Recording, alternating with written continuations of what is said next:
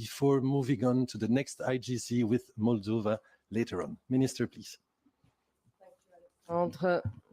Ladies and gentlemen, dear Ola, dear Oliver, today marks a momentous occasion, the official opening of accession negotiations between Ukraine and the European Union. On behalf of the Belgian presidency, I extended my heartfelt congratulations to the Ukrainian people and their leaders for reaching this significant milestone. This is a testament to the unwavering spirit of the Ukrainian people in the face of immense adversity. Your courage and steadfast commitment to the values of freedom and democracy are an inspiration to us all. The Belgian presidency has invested a great deal of time, I have to say, and energy in reaching an agreement among the 27 on the negotiating framework, which we presented today, and we are delighted, really delighted, to have reached this agreement a few days ago and to be holding this conference just a few days before the end of our presidency, and indeed in Luxembourg, which makes happy Xavier Bettel as well. So everybody is happy. Our relationship with Ukraine has been steadily growing for over a decade. You are a close partner, already deeply integrated through the Eastern Partnership and our association agreement. And this agreement has facilitated extensive cooperation in various sectors, laying a strong foundation for further progress. With the years, you became more than a closer partner, you became a member of the European family. We also recognize that this process starts in terrible conditions. The European Union stands united in condemning Russia's unprovoked war against Ukraine. We remain unwavering in our support for your independence, sovereignty, and territorial integrity. And our commitment to providing financial, technical, and military assistance will continue as long as necessary. Today's IGC marks the start of a long and demanding reform process aimed at integrating the EU acquis communautaire and meeting the Copenhagen criteria. The accession process that started today will be demanding, requiring continued dedication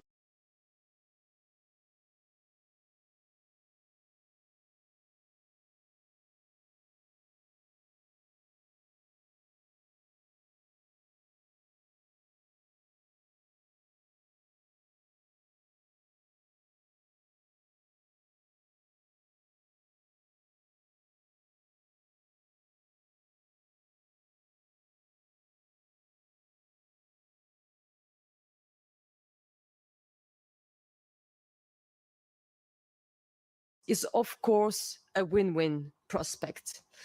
The perspective of an EU membership offers significant benefits for both sides.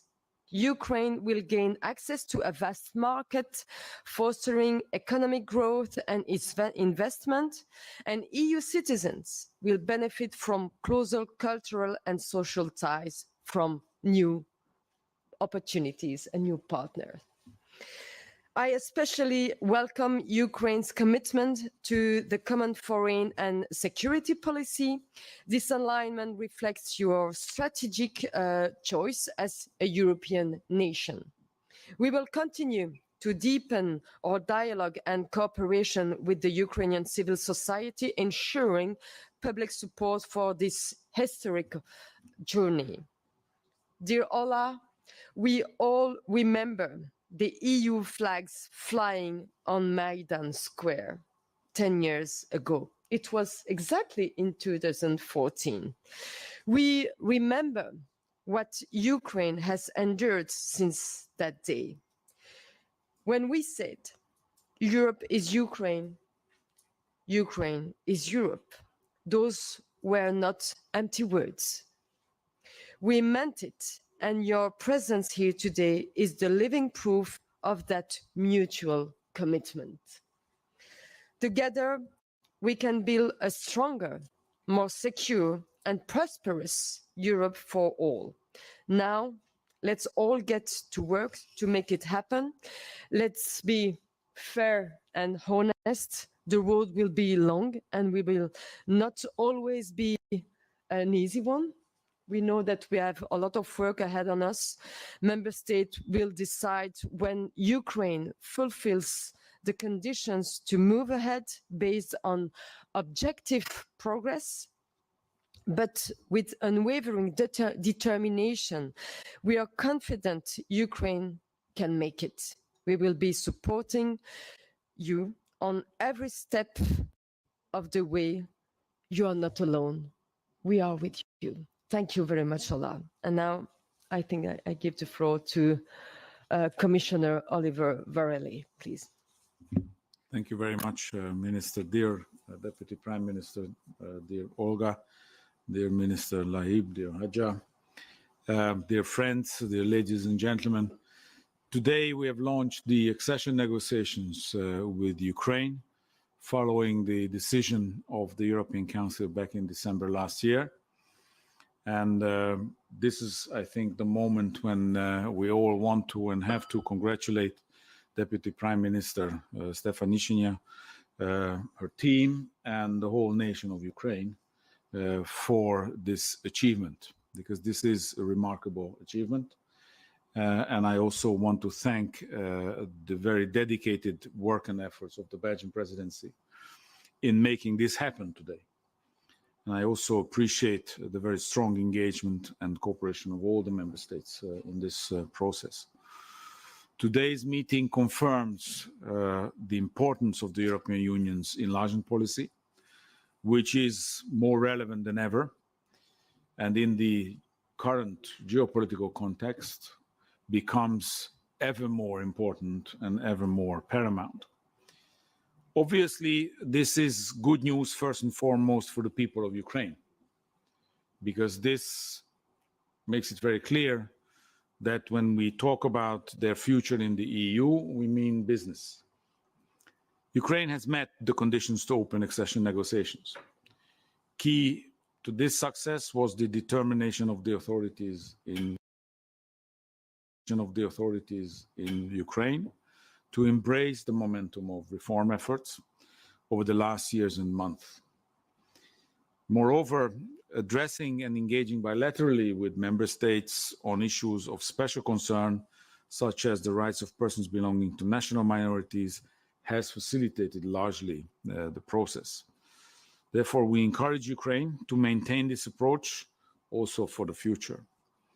Let me assure Ukraine that you can always count on the Commission's continued support on your path to the EU, and the 50 billion euros Ukraine facility, in force since March this year, will also support Ukraine's economy and reform agenda envisaged in the Ukraine plan, which should also promote EU-related reforms so that Ukraine can become a member. Altogether, our role is to make sure that Ukraine will be well prepared, including on important issues such as the rule of law, fundamental rights, socio-economic policies, the whole wide spectrum of the EU acquis when it will join the European Union. We will launch now the bilateral screening of the EU acquis, and it will allow us to identify all the major issues to be addressed during the negotiations, as well as the areas where preparations need to be intensified. I'm confident of the determination of Ukraine to work hard through the negotiations, and this will be made even stronger with a wide national consensus and involvement of all relevant stakeholders on this path throughout the way, something that needs to be nurtured. Because the accession negotiations need to be an inclusive process for the entire country and for everybody in the country. Negotiations are of a transformative process, which we will have, I think, a positive impact also on the society and the economy, bringing benefits to the people of Ukraine already in the process and, of course, after joining the European Union. So we're happy to work together to continue the path. And as it was already pointed out by Minister LAHBIB, the heavy part of the work only starts now. Thank you.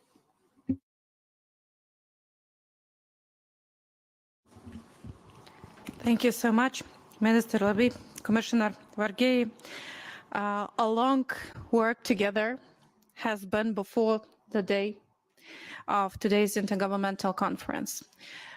We mark the beginning of the accession talks with the understanding that Ukraine has already significantly benefited from the transformative power of European Union, as well as the EU did.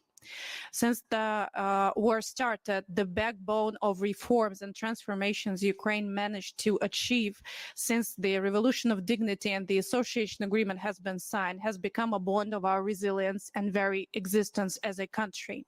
We managed to survive as a country, building on the reforms of administration, fight against corruption, rule of law, building on the digitalization efforts we managed to accomplish, transport and trade liberalization we managed to achieve through our engagement with the European Union. To embrace all of these efforts and to show the gratitude for our resilience, on the 5th day of the full-scale invasion, President of Ukraine applied to membership of Ukraine in European Union. But it was not only the application to embrace the reforms Ukraine managed to achieve. It was also a commitment and a promise to double our efforts to continue with our European way, even throughout the full-scale aggression. We stick to our promises, we delivered on our commitments, but our friends and all 27 EU member states, all European institutions, has delivered on its promise on 23rd of June 2022, when Ukraine has been granted a candidate status. It's a first promise Ukraine got from its partners since the gaining of its independence, which has actually been delivered. And today we have officially concluded the decision to start the accession talks, and we reiterate our commitment to proceed with this smoothly, dynamically, and comprehensively. To reach this day, Ukrainian government has been engaging in a very inclusive dialogue with Ukrainian civil society think tanks. And it is only possible to be here today because we are supported and enabled by Ukrainian armed forces, every Ukrainian who stands for Ukraine, who stands with Ukraine and helps us to move forward. I'm really grateful to Belgian presidency for its tireless efforts to mobilize the unity of all 27 EU member states. I'm really grateful for European Commission to making sure that we have been assessed and the necessary and very justified conclusions has been made that Ukraine has delivered on its commitments. Ukraine has delivered on its promises. Ahead of us, the very dynamic and very massive process of the accession, which will embrace Ukraine's efforts to continue its democratic transformations, embodying the principles of the rule of law and functioning democracy into our reforms, presenting the necessary roadmaps, but also starting the bilateral screening shortly after this conference is held. Many work ahead of us, but the main decision, which could have been taken over this year, is already taken today. So I'm grateful to the colleagues and to all of Ukrainian delegation representing here the government of Ukraine. Thank you. Thank you, Deputy Prime Minister. Thank you, Minister. Thank you, Commissioner. We'll now open the floor for some questions from the room. And we'll start maybe with the Ukrainian journalist. Dmitro, please.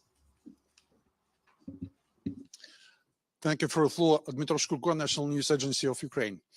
Today we have had a lot of right things what Ukraine should do to prepare itself for accession. My question is to Olga Stefanishina.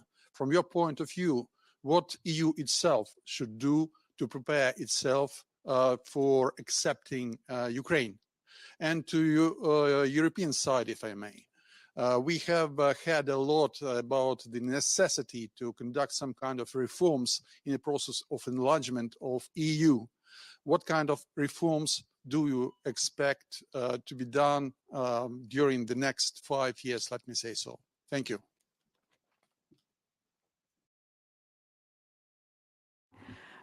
A very interesting question to Ukrainian side.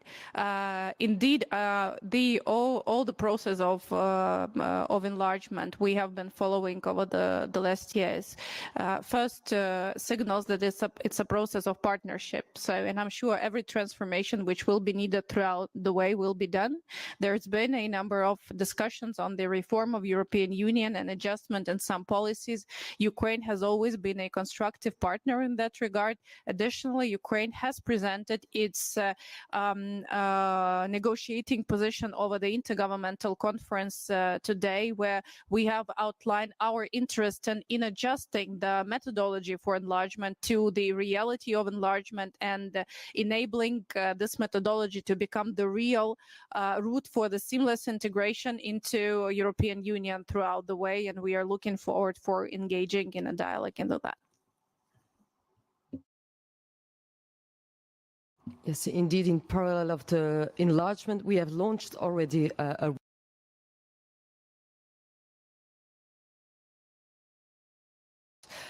budget about governance, about our values, so many things. So it's the end of the presidency, the Belgian presidency is about also the strategic agenda. It's all about the reforms that we have to launch in the near future. Well, first, I think there would have to be consensus emerging, and I'm looking at the Belgian presidency, also the European Council that is to take place this week, to decide that the next Commission should be an enlargement Commission, meaning that by the end of the mandate of the next Commission, there would have to be an enlargement of the European Union, meaning welcoming new members to the European Union. And everything else could follow from this. You've heard the reform agenda launched by the Belgian presidency about institutional reforms, about budgetary reforms. I think that this is going to be an internal discussion. But it is also very important to point out that this is not a precondition for enlargement to take place.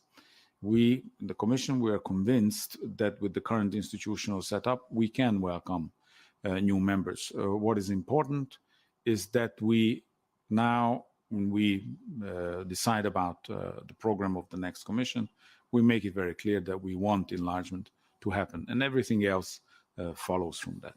Thank you. Thank you. Next question, Philippe. Yes, I will. Thank you, Philippe Renier, newspaper Le Soir. First, a question to both Commissioner and Deputy Prime Minister. It's about also the schedule in a way. The President of the European Council once stated that the EU, but also Ukraine, should be ready to enter the EU at the date of 2030. Do you agree with this time frame? Et alors une question pour Madame la Ministre de la présidence belge. On a beaucoup parlé ces temps-ci de la position de la Hongrie qui a un petit peu retardé ou rendu les décisions difficiles, et on peut s'attendre peut-être à ce que ça se poursuivra. Mais au-delà de la Hongrie, est-ce qu'il n'y a pas un risque qu'avec les élections qui se sont produites aux Pays-Bas, avec les élections qui viennent en France, etc., et d'autres encore, que le momentum que l'on observe pour l'élargissement ne finisse par s'essouffler en quelque sorte? Merci.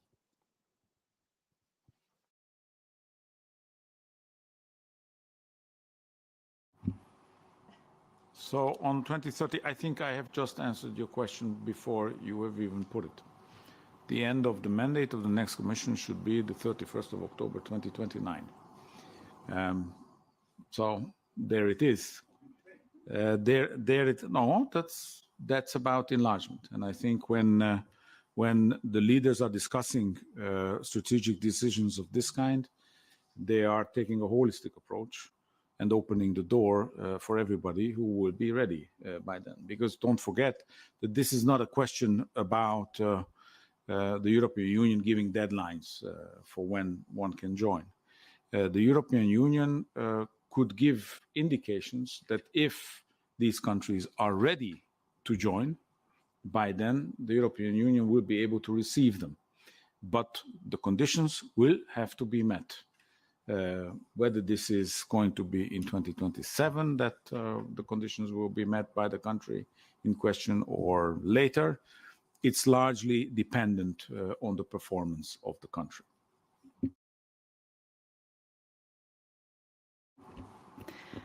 Thank you so much. If it would depend only from Ukraine, the deadlines would be much more optimistic.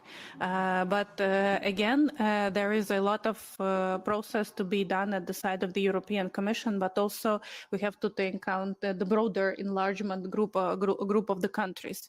In Ukrainian logic, we stick to a number of key principles. First, Ukraine is not a newcomer when it comes to European process and integration into EU single market. Largely, we are very much aligned with the EU acquis and enjoy the benefits of Europe as open to European Union.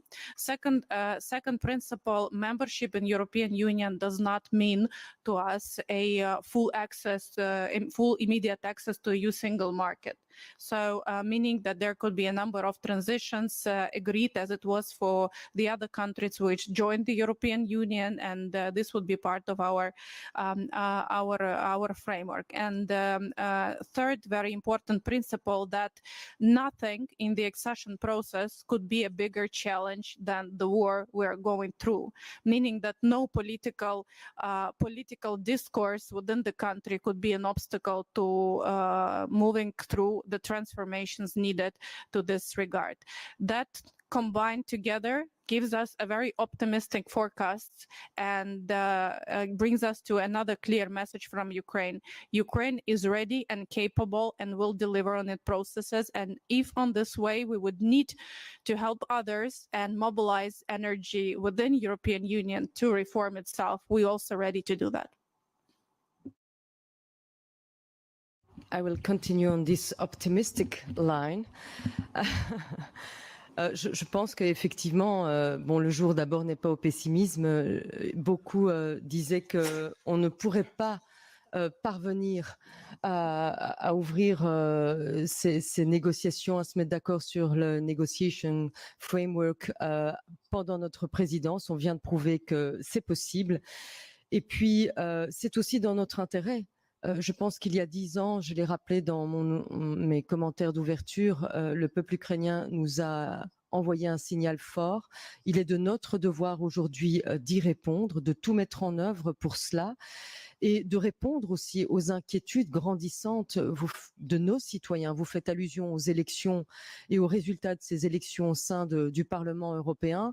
Je pense que c'est de notre devoir aujourd'hui de répondre à toutes ces inquiétudes qui sont, entre autres, en grande partie provoquées par l'agression russe, par les interférences russes, par le danger que cela constitue, que ce soit sur notre stabilité économique et sur notre avenir, tout simplement parce que la Russie interfère dans nos affaires, dans notre stabilité, met en péril nos valeurs démocratiques. Avoir aujourd'hui la Moldavie, puisqu'on va ouvrir dans quelques instants la conférence intergouvernementale aussi avec la Moldavie et l'Ukraine, qui aspire à devenir membre de l'Union européenne, qui mène les réformes nécessaires pour y parvenir un jour avec notre aide et avoir aussi autour de la table suffisamment de pays convaincus pour ouvrir cette ICG, donc cette conférence intergouvernementale aujourd'hui, c'est la preuve qu'il y a des volontés autour de la table. C'est la preuve aussi que chacun a saisi qu'il y va de notre intérêt géostratégique aujourd'hui d'avoir l'Ukraine, d'avoir la Moldavie, d'avoir peut-être demain aussi le Monténégro comme membre à part entière de l'Union européenne. And on these optimistic words, we will conclude here to move on to the next IGC. Thank you, Deputy Prime Minister. Thank you, Minister. Thank you, Commissioner.